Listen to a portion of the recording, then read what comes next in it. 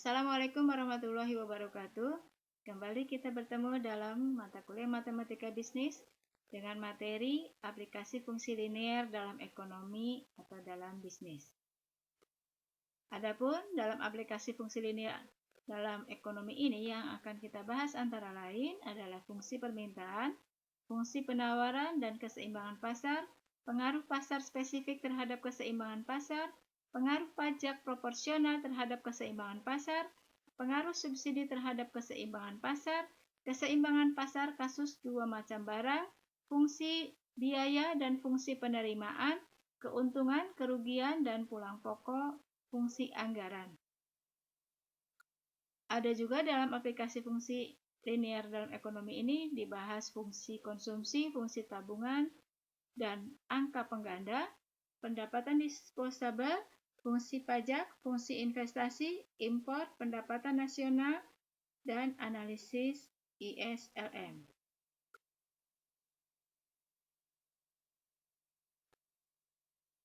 Untuk fungsi permintaan, fungsi penawaran, dan keseimbangan pasar adalah sedemikian. Fungsi permintaan. Fungsi permintaan menghubungkan antara variabel harga dan variabel jumlah barang atau jasa yang diminta. Hukum permintaan, apabila harga naik, jumlah yang diminta akan berkurang, dan apabila harga turun, jumlah yang diminta bertambah. Gerakan harga berlawanan arah dengan gerakan jumlah, sehingga kurva permintaan berlereng negatif. Anda bisa lihat di sini, ini adalah suatu kurva linear, di mana dengan koefisiennya menghubungkan antara price, di sini harga ya, untuk vertikal, sumbu vertikal, untuk sumbu horizontalnya adalah quantity, ini adalah jumlah. Nah, kemudian di sini persamaannya yang berlaku adalah Q sama dengan A min BP. A ini adalah suatu nilai konstanta. Kemudian min B dari P ini adalah koefisien lerengnya. Kita lihat di sini kurva permintaan dan kuantitinya sesuai dengan hukum permintaan, yaitu di mana harga naik, maka jumlah yang diminta akan berkurang, atau sebaliknya, ketika harga turun, jumlah yang diminta akan bertambah. Nah, ini lerengnya bersifat lereng negatif. Oke. Berikutnya, fungsi penawaran. Fungsi penawaran menghubungkan antara variabel harga dan variabel jumlah, baik barang ataupun jasa yang ditawarkan. Hukum penawaran, apabila harga naik, jumlah yang ditawarkan akan bertambah, dan apabila harga turun, jumlah yang ditawarkan akan berkurang. Nah, gerakan harga searah dengan gerakan jumlah, sehingga kurva penawaran berlereng positif. Anda bisa lihat lagi di gambar kurva di sini, dengan persamaannya untuk penawaran adalah Q sama dengan min A plus BP. Ya. Atau kalau kita mau mencari P-nya menjadi A per B ditambah 1 per B kali Q. Kita lihat di sini menghubungkan antara price atau harga dan quantity atau jumlah. Nah, di sini penggalannya ada di min A, maka dia akan membentuk suatu garis linear ya, sesuai dengan hukum, yaitu di mana harga naik, jumlah yang ditawarkan bertambah, dan apabila harga turun, jumlah yang ditawarkan berkurang. Atau gerakannya di sini gerakan harga searah dengan gerakan jumlah. Harga naik, barang pun bertambah, dan seterusnya ya.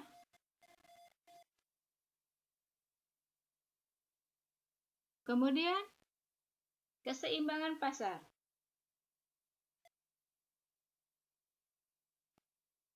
Pasar suatu macam barang akan berada dalam keseimbangan atau equilibrium apabila jumlah barang yang diminta di pasar sama dengan jumlah barang yang ditawarkan. Sehingga di sini QD akan sama dengan QS. Pada posisi pada perpotongan kurva permintaan dengan kurva penawaran, kita lihat di sini pada posisi ini tercipta harga keseimbangan atau equilibrium yang baik pada jumlah barang ataupun pada harga.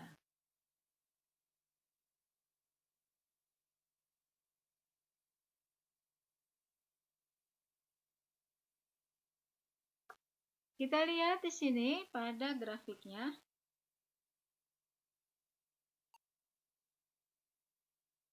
QD sama dengan QS. Tadi pada posisi di mana kita melihat QD ini adalah demand permintaan dan QS adalah untuk penawaran, ya. Nah, posisinya di sini kita akan membentuk suatu posisi di mana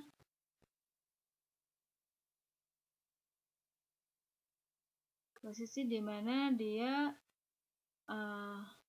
perpotongan pada titik E. Di saat perpotongan di sini, kita berarti sudah mencapai pada harga equilibrium price dan pada equilibrium quantity. Jadi di sini ada keseimbangan harga dan keseimbangan quantity atau jumlah. Kita ambil contohnya. Pada kasusnya, fungsi permintaan akan suatu barang diajukan pada persamaan P sama dengan 15 min Q.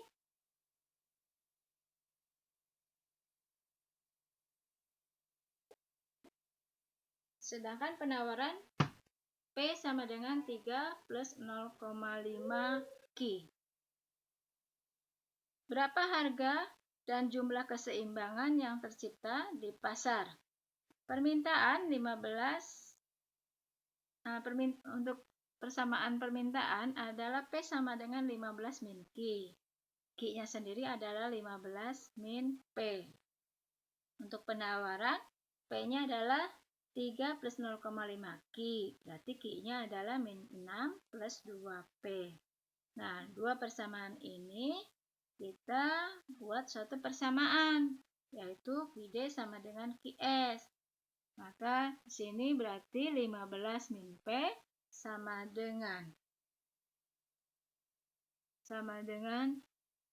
min 6 plus 2P. Kita gabungkan P-nya, berarti P-nya menjadi 3P. Ini min 6 ini pindah ke kiri menjadi 21, 15 plus 6 jadinya 21. 21 sama dengan 3P, berarti P-nya angkanya 7. Nah, kalau angka P-nya sudah didapat 7, Anda tinggal masukkan ke salah satu persamaan, baik itu pada permintaan ataupun pada penawaran, masukkan nilai P-nya angka 7, maka Q-nya didapat 8. Jadi keseimbangan keseimbangan pasar di sini adalah pada P7 dan Q8.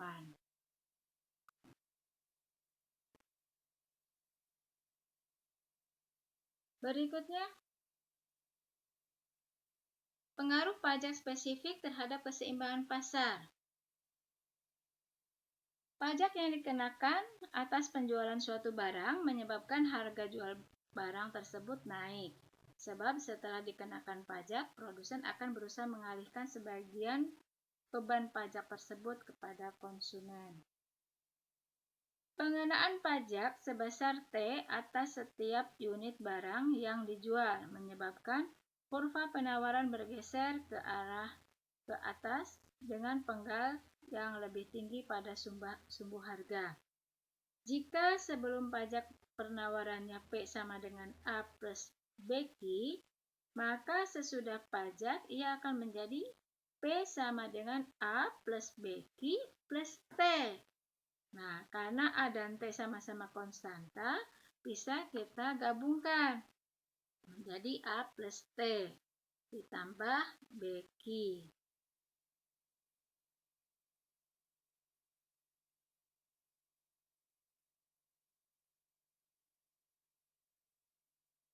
Beban pajak yang ditanggung oleh konsumen karena produsen mengalihkan sebagian beban pajak tadi kepada konsumen melalui harga jual yang lebih tinggi, pada akhirnya beban pajak tersebut ditanggung bersama oleh produsen maupun konsumen.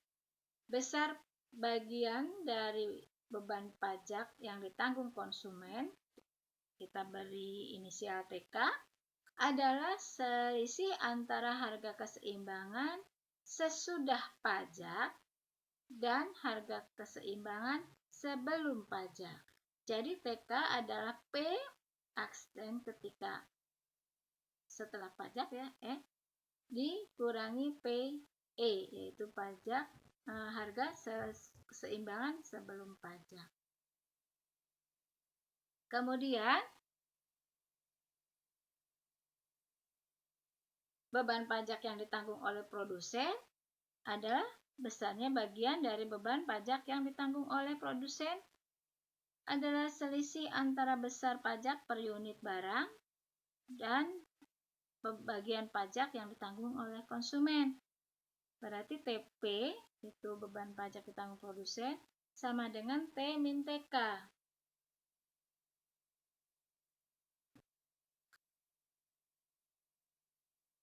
Kemudian, beban pajak yang ditanggung oleh produsen adalah besarnya bagian dari beban pajak yang ditanggung oleh produsen. Adalah selisih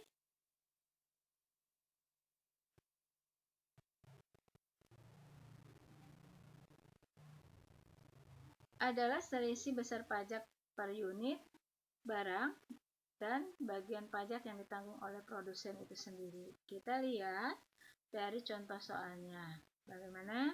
Di sini dicontohkan bahwa tadi permintaannya adalah P sama dengan 15 min Q, penawarannya adalah P sama dengan 3 plus 0,5 Q, kemudian pajak T-nya 3 unit, berapa P dan Q pada keseimbangan sebelum dan sesudah pajak. Tadi sudah dihitung sebelum pajak keseimbangannya pada P sama dengan 7 dan Q 8. Maka bagaimana setelah pajak? Nah, di sini karena yang akan berubah adalah fungsi penawaran, maka fungsi penawaran yang tadinya P sama dengan 3 plus 0,5 Q, maka setelah pajak berubah menjadi P sama dengan 3 plus 0,5 Q plus 3. Nah, karena pajaknya adalah 3. Nah, ini berarti sama dengan 3 dengan 3 ini kan konstanta nih, bisa dijumlahkan menjadi 6. 6 plus 0,5 Q. Nah, karena dianggap permintaan tetap, maka keseimbangannya menjadi 15 min Q sama dengan 6 plus 0,5 Q. Nah, sekarang kita hitung yang Q-nya. Kalau posisi Q-nya yang 0,5 Q itu kita pindah ke kiri, menjadi min 1,5 Q. Kemudian 15 pindah ke kanan. 6 dikurangi 15 berarti min 9. Min dengan 9, min dengan min ini akan saling meniadakan dan jadi plus 1,5, di sini 9 berarti Q-nya adalah 9 dibagi 1,5, nilainya adalah 6. Jadi setelah pajak P harganya naik menjadi 9, permintaan akan menjadi turun menjadi 6. Ya.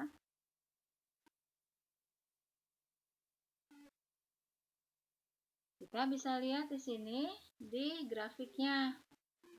Grafik sebelum pajak dan setelah pajak. Posisinya akan naik.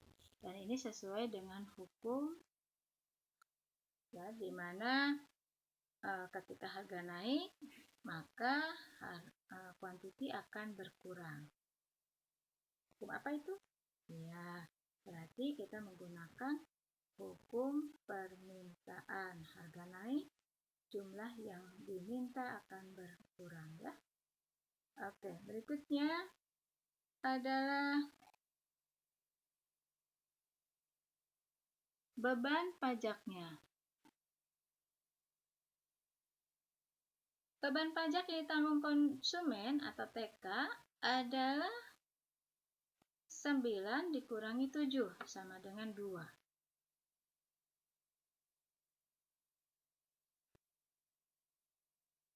Kemudian, beban pajak yang ditanggung produsen sebesar T min TK, berarti 3 dikurangi 2 sama dengan 1. Sementara jumlah pajak yang diterima pemerintah adalah Q E kali T. Q pada saat setelah pajak yaitu 6 dikalikan nilai pajaknya 3, 18.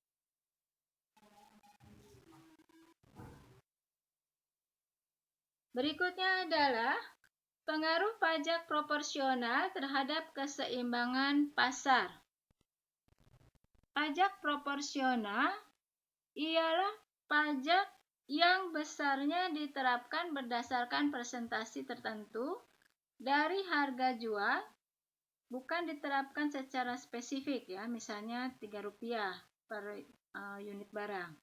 Meskipun pengaruhnya berupa dengan pengaruh pajak spesifik, menaikkan harga keseimbangan dan mengurangi jumlah keseimbangan, namun analisisnya sedikit berbeda.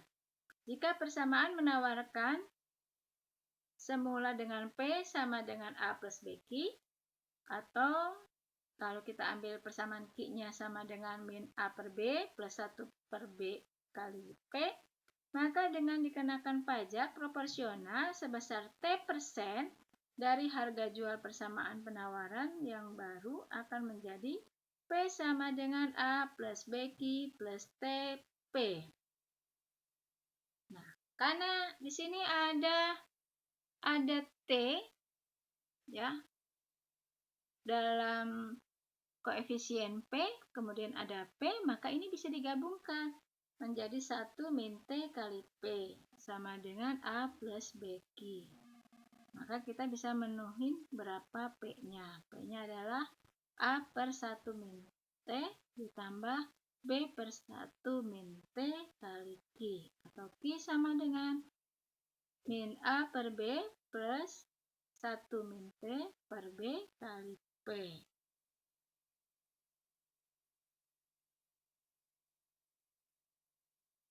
Kita ambil soalnya. Fungsi permintaan akan suatu barang ditunjukkan dengan P sama dengan 15 min Q, sedangkan penawarannya P sama dengan 3 plus 0,5 Q. Kemudian pemerintah mengenakan pajak 25% dari harga jual. Berapa harga keseimbangan dan jumlah keseimbangan yang tercipta di pasar? Nah, sini kita akan menjawab.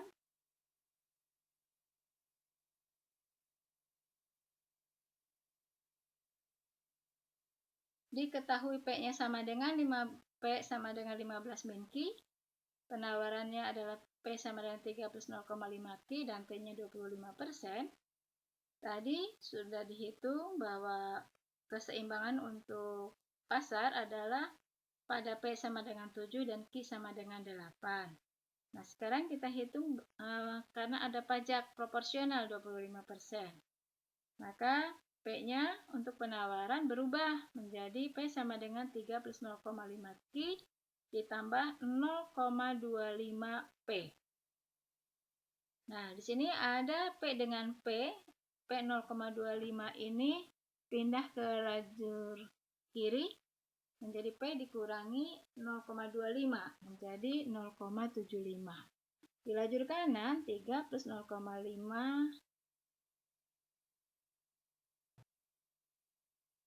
Q. Ya.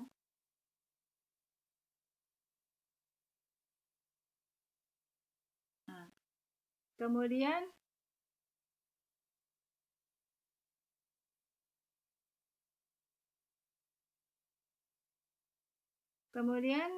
kita hitung dengan berdasarkan P-nya tetap, maka kita buat persamaan untuk keseimbangan pasarnya, sehingga didapatlah di sini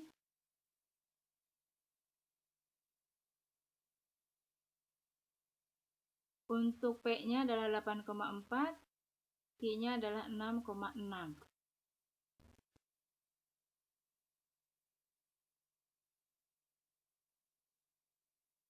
Ya, pajak yang diterima oleh pemerintah sebesar T kali P, berarti 2,25 kali 8,4. Kita lihat di sini.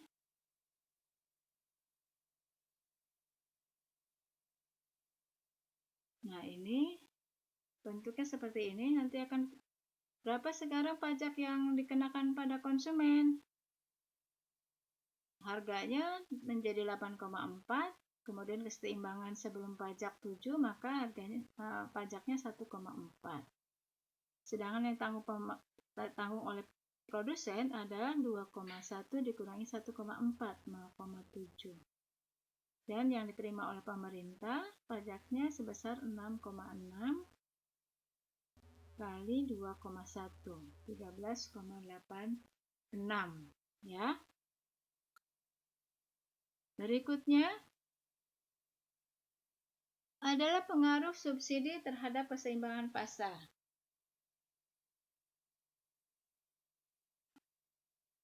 Subsidi merupakan kebalikan dari pajak. Karena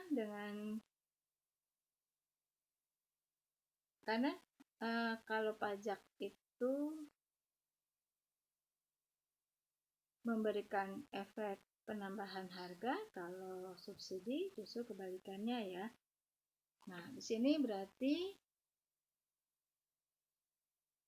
subsidi seringkali disebut sebagai pajak negatif. Keseimbangannya akan berbalik dengan pengaruh pajak, karena kita dapat menganalisis dengan pengaruh subsidi ini akan bersifat dia akan menurunkan suatu harga. Jadi pengaruh subsidi diberikan atas suatu produksi atau penjualan menyebabkan harga jual barang tersebut menjadi lebih rendah. Kemudian dengan subsidi juga maka akan terjadi pergeseran pada kurva.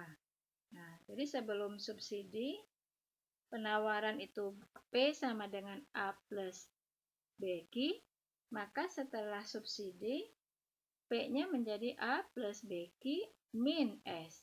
Karena A dengan S sama-sama konstanta, maka menjadi A min S plus BQ. Contohnya akan demikian, di mana kita misalnya di sini diberikan subsidi sebesar 1,5 misalnya. Maka untuk penawaran persamaannya tetap, kemudian di sini ya.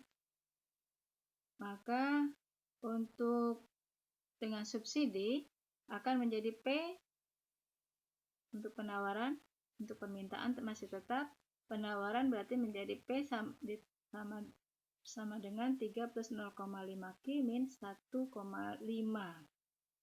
Nah, sehingga nilai P-nya didapat dari persamaannya adalah P sama dengan 6. Kalau P-nya tadi turun dari 7 ke 6, berarti nanti sesuai dengan hukum permintaan, pasti Q akan bertambah. Ya, kita masukkan nilai 6 ini ke persamaan, maka nilai Q-nya akan sama dengan 8. Jadi bentuknya akan seperti ini. Nah, ini sebelum subsidi ya QS-nya, maka setelah subsidi akan turun. Berikutnya, bagian subsidi yang dinikmatin.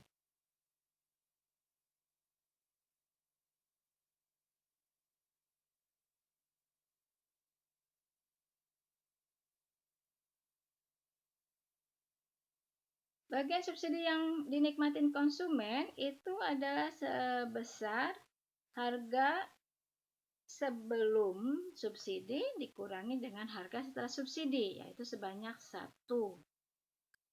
Bagian subsidi yang dinikmati produsen adalah beban yang subsidi tadi 1,5 dikurangi 1 yang oleh konsumen, berarti 0,5.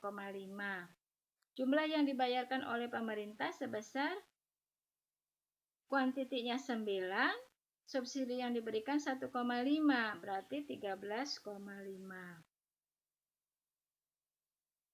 Nah, berikutnya adalah kasus di mana keseimbangan pasar dalam dua macam barang, maka barangnya XY persamaannya pun akan masing-masing terhadap X dan terhadap Y. Ya. Jadi nanti ada permintaan terhadap X dan ada permintaan terhadap Y. Ada penawaran terhadap X, ada penawaran terhadap Y, dan seterusnya. Jadi, ini misalnya adalah soalnya ya di mana QX-nya, kemudian ada untuk penawaran untuk X, kemudian ada permintaan untuk barang Y, dan ada penawaran untuk barang Y. Nah, untuk harga keseimbangannya di sini juga akan berlaku untuk dua persamaan tadi. Contohnya seperti ini. Ya, jadi permintaan akan X akan ada, penawaran terhadap X, permintaan akan Y, dan penawaran terhadap Y. Kemudian kita akan membuatnya, karena ada dua persamaan, maka mau tidak mau akan kita cari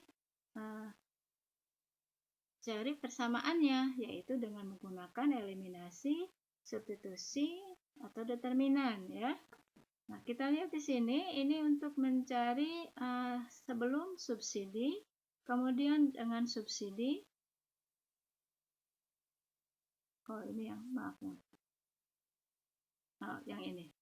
Keseimbangan pasar pada X, kita akan cari dulu. Kemudian keseimbangan pasar pada Y. Ya, keseimbangan pada pasar pada X, keseimbangan pasar pada Y. Kemudian ini membentuk dua persamaan. Ini akan menjadi persamaan, ini juga akan menjadi persamaan. Nah, dari persamaan hasil dari keseimbangan pasar barang X dan pasar barang Y, kemudian akan kita buat dalam eliminasi atau substitusi. Nah, di sini didapat PY adalah 2. Kalau PY sudah didapat, maka Anda pun akan mendapatkan PX. Dan ini akan kita coba juga untuk penawaran. Kalau ini permintaan untuk penawaran, bagaimana untuk X dan untuk Y pun akan kita dapatkan nilai untuk Q-nya ya. Kalau PX didapat, PY didapat, maka QX juga akan didapat dan QY pun akan didapat. Nah, jadi nanti akan membentuk suatu persamaan yang kita gunakan dalam persamaan dua persamaan yang dihasilkan ya dari dua barang tersebut. Sekarang fungsi biaya. Bagaimana dengan fungsi biaya?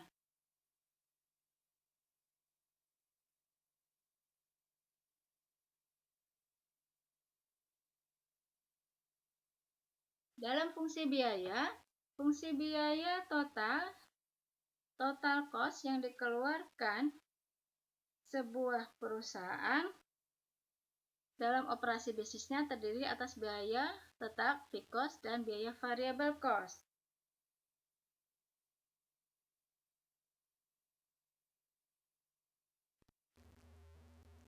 Fixed cost merupakan konstanta, variable cost merupakan suatu fungsi. Sehingga di sini berarti karena merupakan variable cost akan tergantung pada suatu fungsi dari barang. Sehingga C totalnya adalah V cost plus variable cost, yaitu menjadi K plus VQ. Kalau K-nya adalah konstanta, kemudian fixed cost-nya ini bergantung pada barang, maka kalau nggak ada barang, nggak ada cost, ya. Ya, itu makanya dia mulai dari 0, ya. Kemudian kalau total cost, ini mulai dari fixed cost. Kenapa? Karena ada yang dibilang modal awal. Nah, di sini, ya. Sehingga di sini ada berapa nilai konstanta awalnya. Kan? Oke.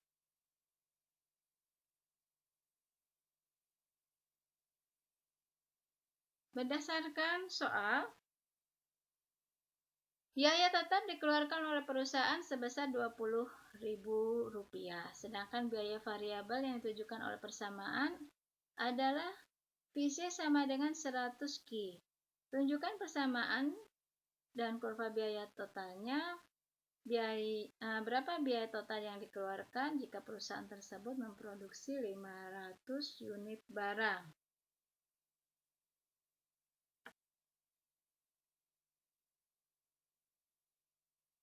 Coba kita lihat di sini. Kalau fixed cost-nya 20.000 dan variable cost-nya 100 Q, maka kita bisa masukkan pada persamaan C, yaitu VC plus FC plus VC. Fixed cost plus variable cost 20.000 plus 100 Q.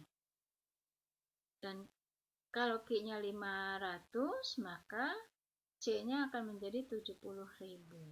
Ya, ini di sini kita bisa lihat kalau di sini 20 pada saat Q-nya 500, maka nilainya adalah 70.000. Oke? Oke, kemudian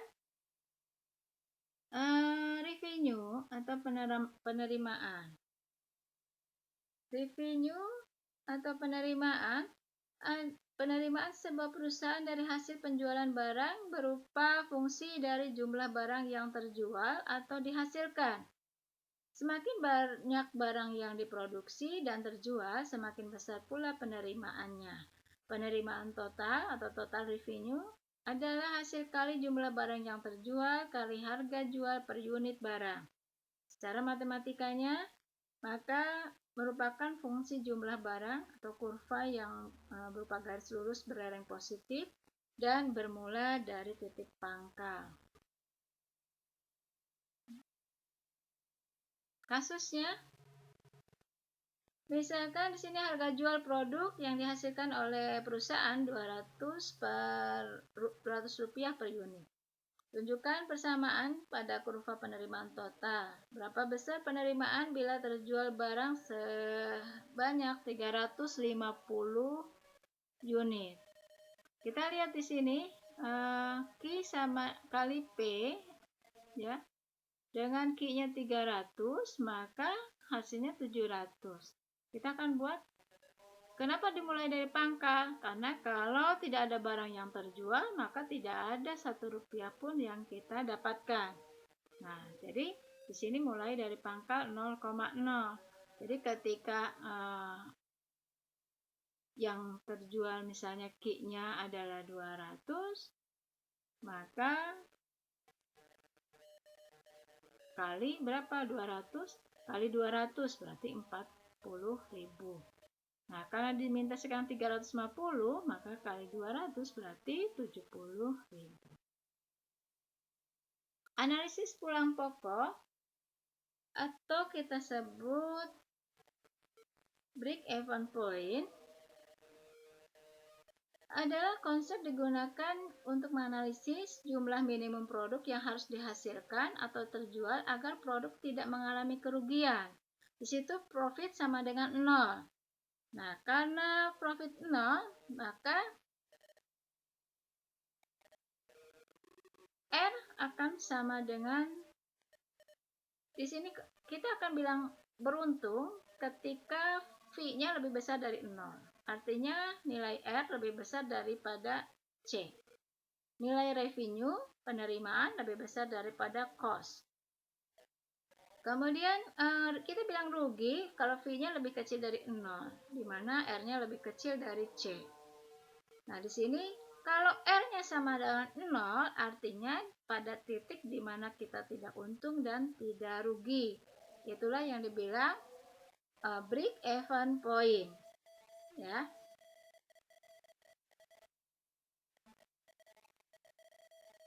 Posisinya adalah sedemikian, di mana ini adalah garis cost dan ini garis revenue, maka titik di sini adalah titik di mana titik pulang pokok atau break even point.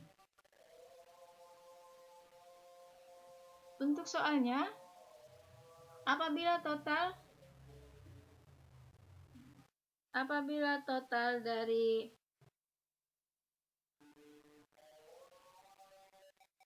yang dikeluarkan perusahaan dalam persamaan C sama dengan 20.000 per 100, penerimaan totalnya 200 Ki, maka tingkat produksi pada tingkat berapa perusahaan tersebut dalam posisi pulang pokok.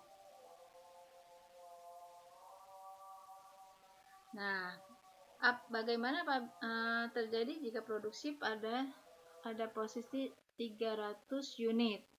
Nah, kita akan hitung di sini ketika pada posisi V sama dengan R min C. BEP terjadi pada V sama dengan 0, artinya R min C sama dengan 0 atau R sama dengan C.